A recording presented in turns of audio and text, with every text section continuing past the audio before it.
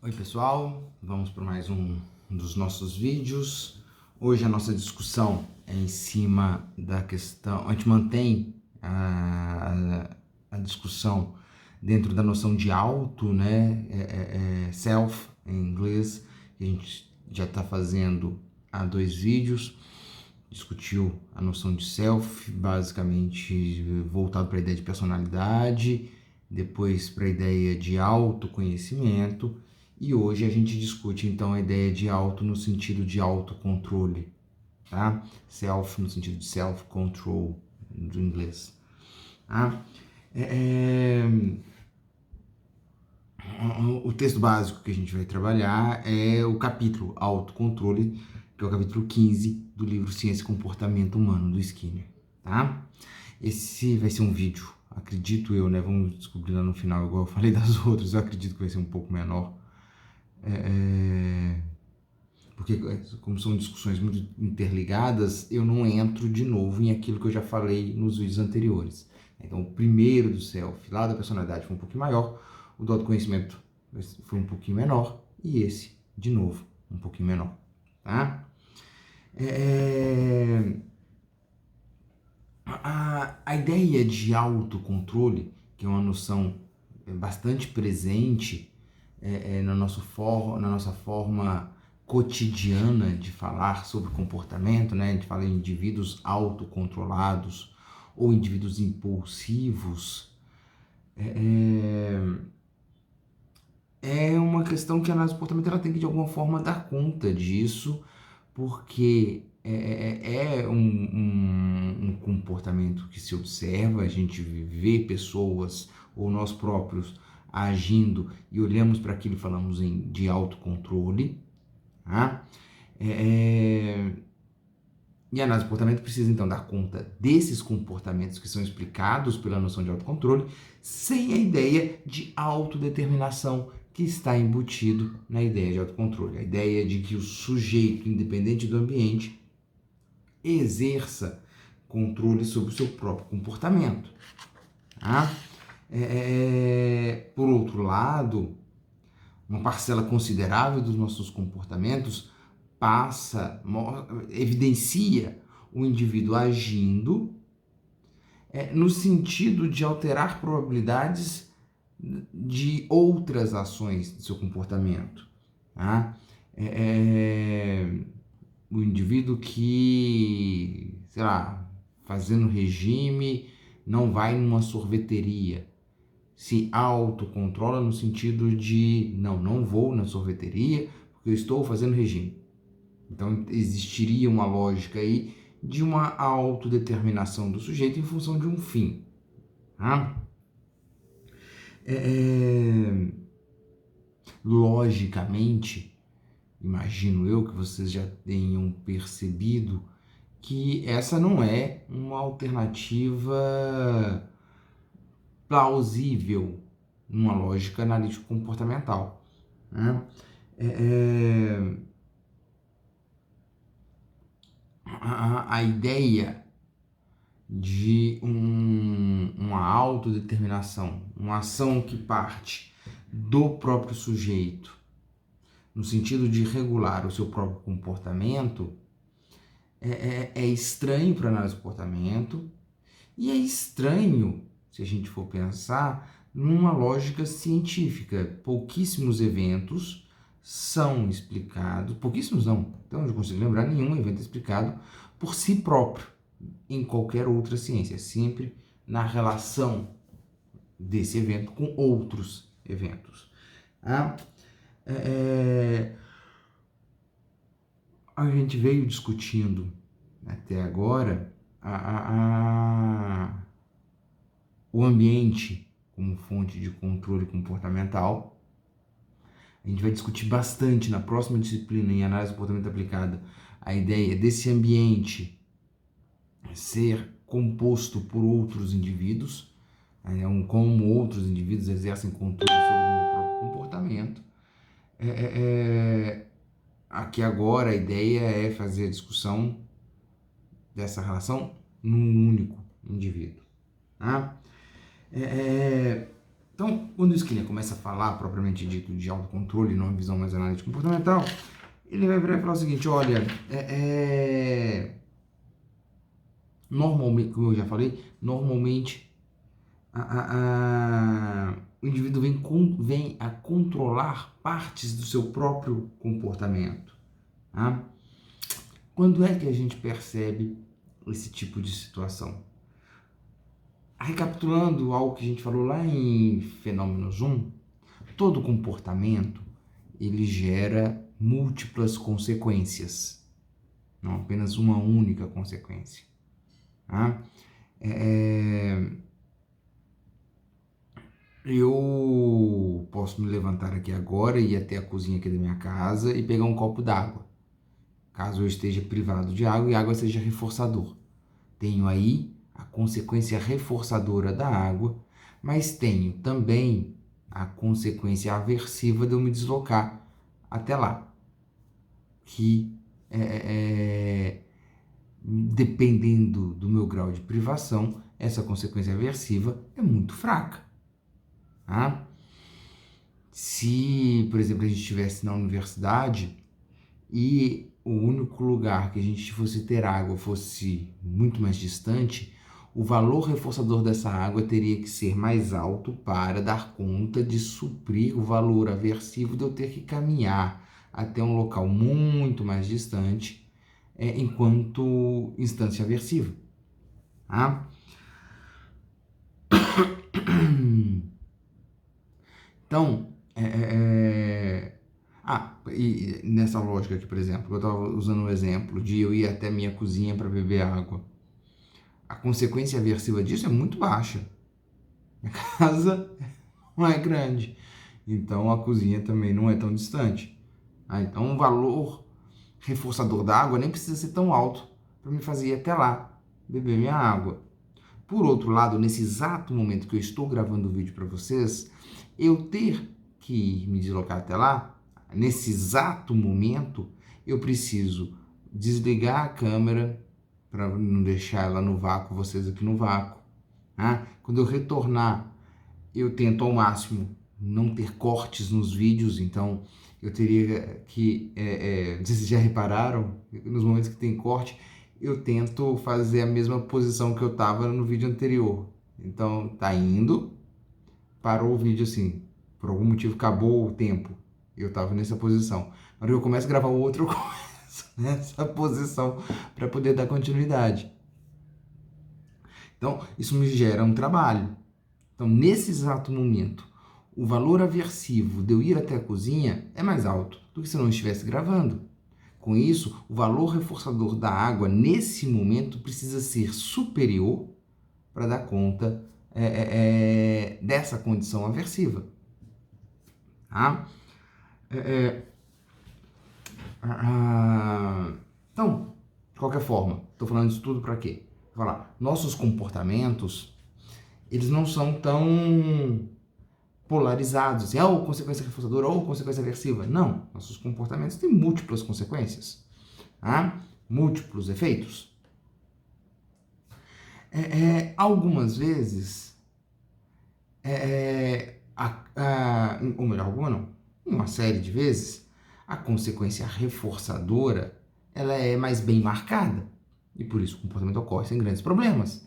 Em outras, a consequência aversiva é mais bem marcada, em termos comparativos é muito superior, o que acaba também sendo tranquilo no sentido de controle comportamental. Paro de fazer. Tá? Agora, em uma parcela dos nossos comportamentos, a gente tem o que a gente vai chamar de consequências conflitantes. O que isso quer dizer? Eu tenho uma situação aonde o valor reforçador da consequência reforçadora é suficientemente alto para gerar a ocorrência da resposta. Em contrapartida, o valor aversivo da emissão desse comportamento também é alto. Não suficientemente alto para contrapor o reforço, mas suficientemente alto para eu me deparar com a condição aversiva. Tá? Reforço e punição não são eventos tão opostos assim. Tá? E aí, o comportamento pode vir a ocorrer, porque a consequência aversiva não o anula, porque o evento reforçador tem valor, mas, por algum motivo, eu acabo me deparando ainda com a condição aversiva, seja porque ela é mais atrasada. Então, por exemplo, eu vou, depois da aula, eu vou pro boteco. Tomo lá umas cervejas, é extremamente reforçador, é descontraído, eu rio, vocês brincam, a gente fala besteira e tudo mais. Reforçador pra caramba, né? Mas, depois de umas cachaças na cabeça, o sujeito vai lá, sobe em cima da mesa, dança na boquinha da garrafa, faz um bando de besteira, né? E depois disso, as pessoas que estavam lá começam a julgá-lo. Ele vai ter a ressaca fisiológica e moral. Tá? Então eu tenho aí estimulações aversivas. Então o sujeito se comporta, emite a resposta de ir até o boteco e beber uma cerveja, e esse comportamento gera duas consequências importantes. A reforçadora, que mantém o comportamento, mas a aversiva, que marca um valor aversivo para aquela resposta e o sujeito se depara com aquilo que a gente viu lá em Fenômenos. O sujeito se depara com os efeitos colaterais do controle aversivo, o valor emocional, aquilo que a gente vai chamar de sentimento de culpa, coisas desse sentido. Tá? Então,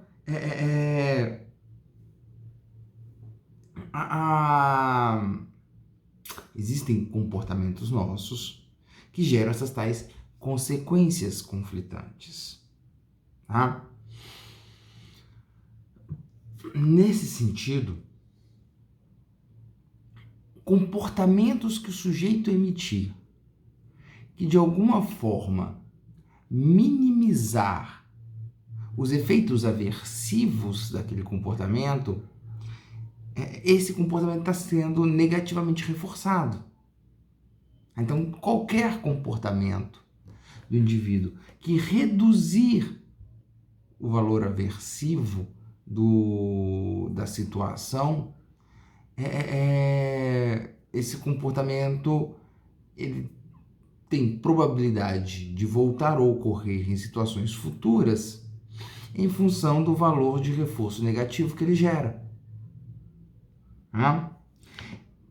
É nessa organização de contingência que o Skinner vai falar, aí é o lugar que a gente está vendo autocontrole. É nessa organização de contingência que quem está de fora vira e fala, Joãozinho é autocontrolado. Em que sentido? Vamos lá. Lembra, eu falei, existem comportamentos nossos que vão gerar consequências conflitantes, reforçadoras, tornando a resposta provável, e aversivas, tornando a resposta não tornando ela pouco provável, porque ela já ocorreu em função da consequência reforçadora, mas gerando os efeitos colaterais do controle aversivo. Beleza, temos essa condição. Próximo passo, qualquer comportamento do indivíduo que diminuir de frequência a ocorrência desse primeiro comportamento, que gera a consequência conflitante, vai estar sendo reforçado porque, ao alterar a probabilidade de ocorrência do comportamento de consequência conflitante, diminui o contato desse sujeito com estimulações aversivas. Então ele vai ser negativamente reforçado. Então, de novo, esse comportamento que diminuir de probabilidade é essa condição que o Skinner vai falar. Temos aí autocontrole. Como assim? Vamos lembrar. Todo comportamento ocorre em função de variáveis ambientais. Beleza? Lembrando, comportamento ocorre em função de relação contingencial. Alteração da contingência, isso implica necessariamente alteração de comportamento. O ratinho na caixa de Skinner pressiona a barra, ganha água, ele faz isso o tempo inteiro. Muda a contingência, pressiona a barra, gera choque, ele para. Então, mudou a contingência, muda o comportamento. Beleza. Lembrando, temos uma situação onde o comportamento tem probabilidade de ocorrer, mas gera também consequências aversivas. Beleza. Eu falei para vocês que o comportamento que diminuir que gerar alteração nesse contato com a estimulação aversiva, esse comportamento está sendo negativamente reforçado. Beleza, então o que a gente tem? O meu comportamento que afetar a contingência desse comportamento de consequências conflitantes, ou seja, mudar variáveis ambientais que exercem controle sobre esse comportamento de contingência conflitante, esse comportamento de contingência conflitante vai diminuir de probabilidade de ocorrência, porque a contingência não está mais vigente. Temos uma outra contingência. Então, na sexta-feira, antes de ir para a aula, eu ligo para algum outro amigo meu e falo: olha, minha aula hoje acaba às 5 horas da tarde, vamos para o cinema assistir filme X às 6 horas? Beleza, vamos. Essa minha resposta altera a probabilidade de ocorrência do meu comportamento de ir ao boteco beber cerveja. Por quê? Porque a contingência do beber cerveja não existe, porque não existe mais a presença do boteco, não existe mais a presença das pessoas que pedem cerveja junto comigo, coisa do tipo. Então, o meu comportamento de ligar para um amigo e falar vamos para o cinema é uma resposta que altera as variáveis controladoras da resposta que gera consequência conflitante. Em que sentido? Suprime essa contingência, suprime a contingência do beber.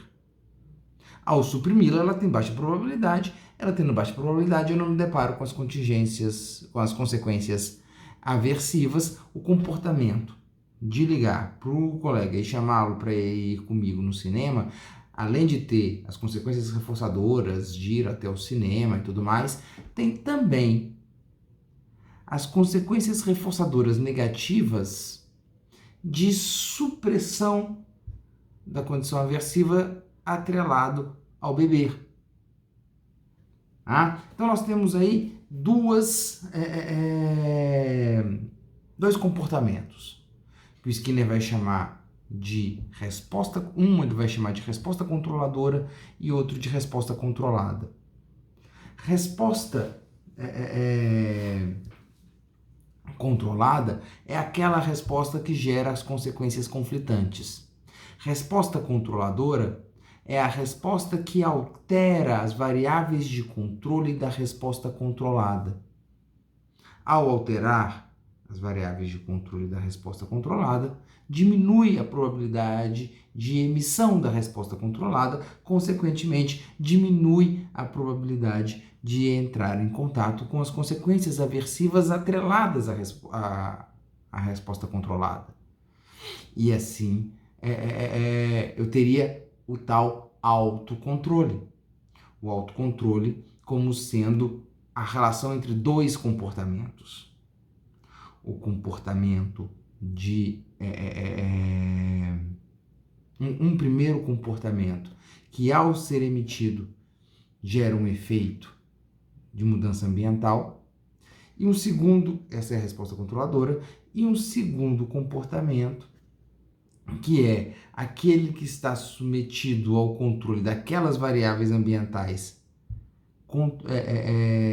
manipuladas pela resposta controladora, que vai ter a sua probabilidade alterada em função dessa mudança ambiental, que a gente chama de resposta controlada.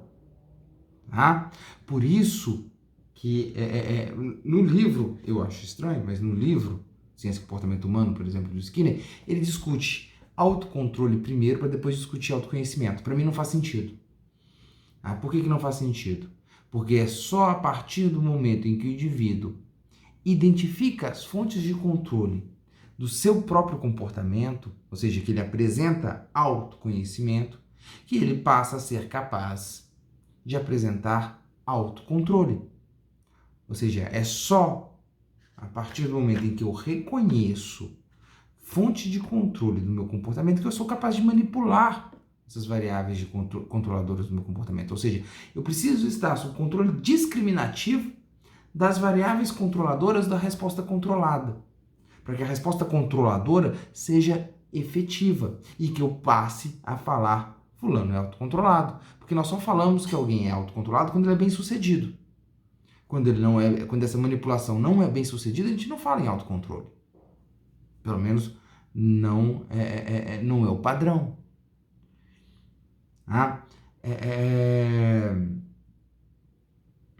Quando, sei lá, alguém que vai fazer um regime tranca a porta da geladeira. Quando alguém tem que estudar, que se fecha dentro do quarto, se isola no ambiente. Quando eu, sei lá,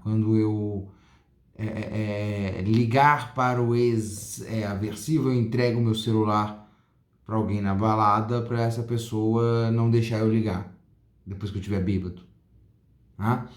Essas respostas, trancar a geladeira, me isolar no quarto, entregar o celular para um amigo na noitada, todas essas respostas se encaixariam naquilo que o Skinner está chamando de resposta controladora. São respostas que alteram a probabilidade de ocorrência de uma segunda resposta em função de alterar contingências controladoras dessa segunda resposta. Quando eu tranco a geladeira, altera a probabilidade de eu comer um doce, por exemplo. Quando eu me tranco no quarto, eu altero a probabilidade de estimulações interromperem a minha sessão de estudo. Uma televisão que está ligada, pessoas que estão conversando, coisa do tipo, ter um efeito menor, porque na hora que você está estudando, a conversa do outro passa a ser extremamente reforçadora e essa condição de estudo extremamente aversiva. Na hora que a cachaça bateu na cabeça, e superego foi para o espaço, em termos mais psicanalíticos, a condição aversiva de ligar para o ex ou para a ex ou qualquer coisa do tipo, inicialmente some essa condição aversiva. E aí a ligação fica muito mais provável por conta do valor reforçador que normalmente está atrelado a esse ex. Então, entregar o celular para o colega, falar, olha, não me entrega se eu estiver bêbado, altera a probabilidade da resposta de ligar ocorrer, diminuindo a probabilidade de, sei lá, de eu tomar um esporro, me sentir mal de alguma forma, ou seja, eliminar a estimulação aversiva atrelada a um padrão de desdém por parte do ex, da ex, alguma coisa do tipo. Então, essa é a configuração que o Skinner vai virar e falar o seguinte: aí, esse é o lugar que a gente fala autocontrole.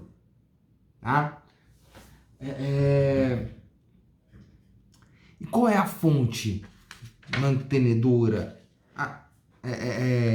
desse comportamento?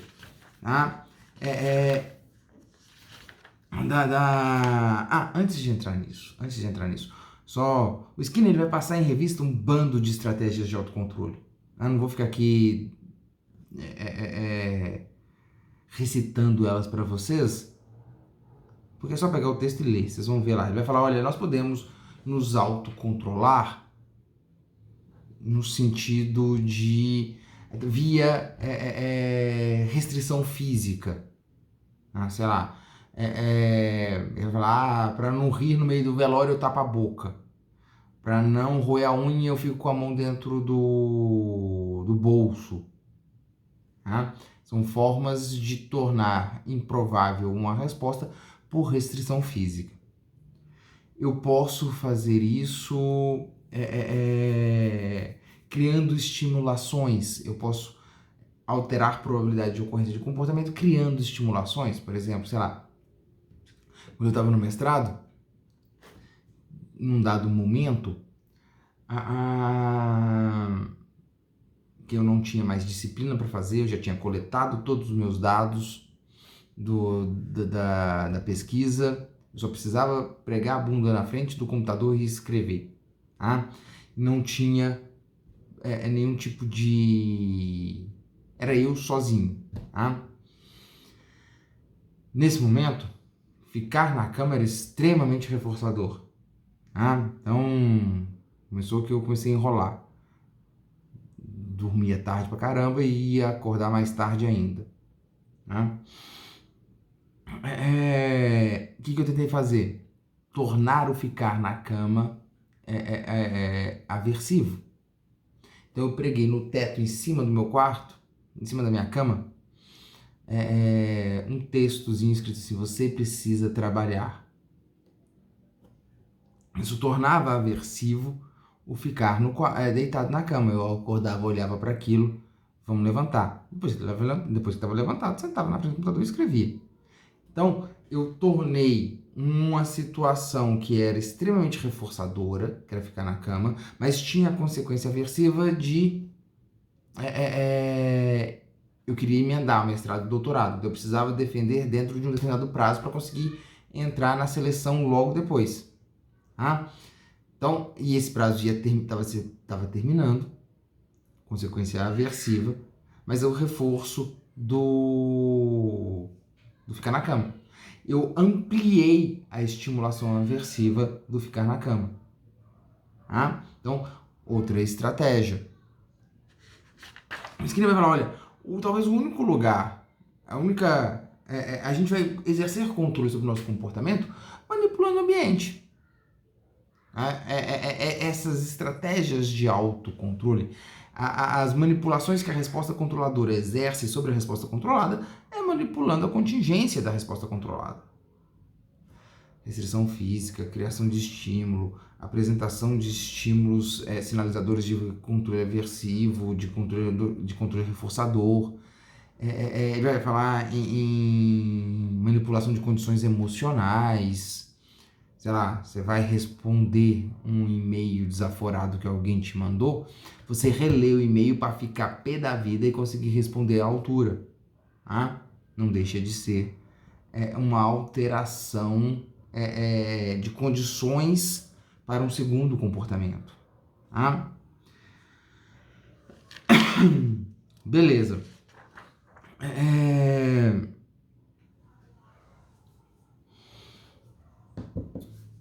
Qual é a fonte controladora sobre a resposta controladora, né? Da onde que ela surge? Uma parte da resposta eu já dei. Tá? Ela surge, não é do sujeito, não é uma ação deliberada do sujeito, mas é uma resposta que controla a outra, com certeza. Tá? Mas essa relação de controle não parte, a justificativa da resposta controladora não parte do sujeito, não é uma ação iniciada pelo sujeito, é uma relação iniciada por questões contingenciais. Como assim? O comportamento, a resposta controlada, lembra? Consequência dupla. Reforço, estimulação aversiva. A resposta controladora está sob controle do efeito que ela gera na resposta controlada, na diminuição da estimulação aversiva da resposta controlada. Então, o sujeito emite uma resposta, liga para o colega para ir no cinema. Tá? Isso gera um efeito. Qual é o efeito? O primeiro efeito, a mudança da contingência da resposta controlada. Beleza? Beleza. Essa mudança tem uma segunda decorrência, que é a diminuição de probabilidade da resposta controlada, de ir até o boteco, tomar uma cerveja e aprontar umas besteiras. Tá? Então eu tenho uma resposta controladora, que o primeiro efeito dela é a mudança ambiental controladora da resposta controlada. Beleza. Segundo efeito, alteração de probabilidade de ocorrência da resposta controlada, que acarreta em uma diminuição das consequências aversivas atreladas à resposta controlada. E essa diminuição é a consequência reforçadora lá da resposta controladora.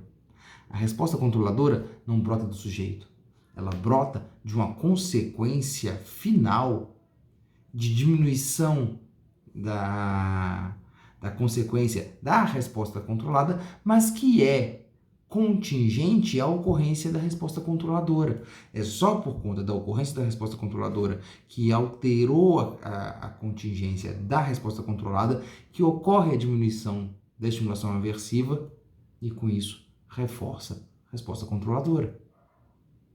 Tá claro? É lógico que isso é um padrão aprendido. Como eu vou exercer controle sobre o meu comportamento, nesse sentido de qual a estratégia de resposta controladora, isso vai depender do seu histórico de reforçamento. Tá? A gente vai nascer sem grandes padrões de autocontrole. Criança é muito pouco autocontrolada. À medida que vai crescendo, ela vai adquirindo o padrão de autocontrole. Tem um experimento clássico pra caramba, que é na história da psicologia, que pega lá uma criança, leva ela para um quartinho, coloca um bombom em cima de uma mesa e vira para ela e fala: olha, eu vou dar uma saída. Quando eu voltar, se esse bombom estiver aqui, você ganha 2. Se eu voltar e não tiver, fica por isso mesmo. As crianças todas comeram bombom. Elas não apresentam padrão de autocontrole. Elas precisam aprender padrões de autocontrole. E isso vai se dando a partir de se expor à mudança ambiental decorrente de um comportamento que altera a probabilidade do segundo, e isso retroage sobre o primeiro, resposta em termos de consequência. Já que eu falei disso, tem uma outra proposta, complementar a essa ideia. Tem um autor, que é o Hacklin, Howard Hacklin. A gente já falou do Hacklin lá em Fundamentos. Tá? Ele era o orientador do Baum, que a gente leu o livro para compreender o behaviorismo lá em Fundamentos. O Hacklin, ele propõe que a ideia de autocontrole, melhor, que nós falamos em autocontrole quando olhamos o papel de consequências. Aí ele já estava olhando já para a situação final. Mas ele vai lá, quando a gente olha para consequências a curto e a longo prazo do comportamento que o sujeito emite. Ele vai lá, você tem comportamentos que geram consequências reforçadoras imediatas, então melhor, comportamentos que geram consequências imediatas e consequências a longo prazo. A gente vai ter diferenças nessas duas consequências. Algumas são aversivas de forma imediata e reforçadoras a longo prazo, ou o contrário, reforçadoras imediatas e aversivas a longo prazo. Ou em termos de magnitude baixa a curto prazo e alta magnitude a longo prazo. Então, ele vai falar o seguinte: olha, eu vou chamar alguém de impulsivo quando ele está sob controle de consequências reforçadoras de baixa magnitude imediata e não sob controle das consequências aversivas de alta magnitude a longo prazo. Por exemplo, o fumante. O fumante está sob controle de consequências reforçadoras imediatas, de baixa magnitude, e não está sob controle de consequências aversivas a longo prazo, o morrer de câncer, por exemplo. Então eu vou falar que o fumante é impulsivo e ele passa a ser autocontrolado, ele passa a apresentar padrões comportamentais de autocontrole, as tais respostas controladas, quando ele passar a ficar sob controle daquelas consequências aversivas atrasadas. Mas como o próprio experimento das crianças com bombom nos demonstrou, nós somos muito mais suscetíveis a consequências imediatas do que a consequências atrasadas. E por isso precisamos de alguma estratégia para tornar essas consequências atrasadas mais próximas. O morrer de câncer é atrasado demais. Eu nunca morri de câncer. Tá? Mas algumas situações, por exemplo, sei lá, eu tive um amigo que parou completamente de fumar quando a madrinha dele morre de câncer de pulmão e ela morava com ele. Então ele acompanha todo o processo de adoecimento dela, o quão mal ela fica nos estágios finais. Então isso é uma forma de trazer a consequência que é muito atrasada para mais perto. As reclamações, por exemplo, quando eu fumava, já estou agora, vai fazer 4 anos que eu estou sem fumar. Mas a longo prazo, isso hoje eu tenho acesso? Não tinha, então não tem como as consequências do fumar a longo prazo ou do parar de fumar a longo prazo, isso me afetar. Então, o que eu vou ter? O que eu tinha? Esposa que reclamava,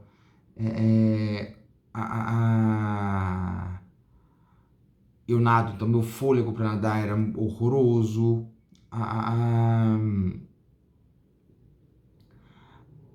o estar presente com minhas filhas não, porque a mais nova ainda não tinha nascido quando eu parei, mas a mais velha, a Clarice, estar perto dela,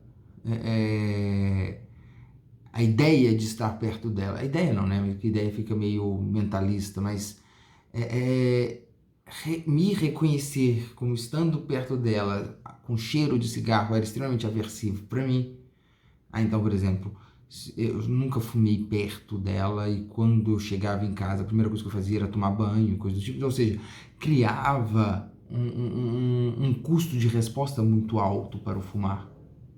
Então, essas coisas vão trazendo aquela consequência a longo prazo para perto e fazendo, então, com que o valor aversivo do fumar aumentasse, tornando mais provável respostas controladoras ocorrerem.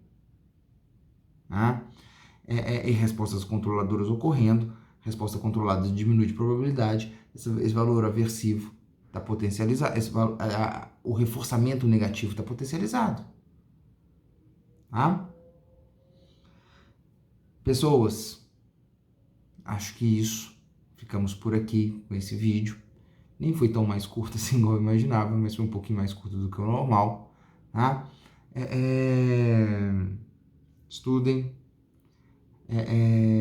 Estamos finalizando aqui essa primeira unidade. Vou passar a atividade para vocês semana que vem, avaliativa. Beleza? É isso, pessoal. Até mais. Bom dia, boa tarde, boa noite, bom final de semana, bom resto de semana, dependendo de quando você está assistindo esse vídeo. Até.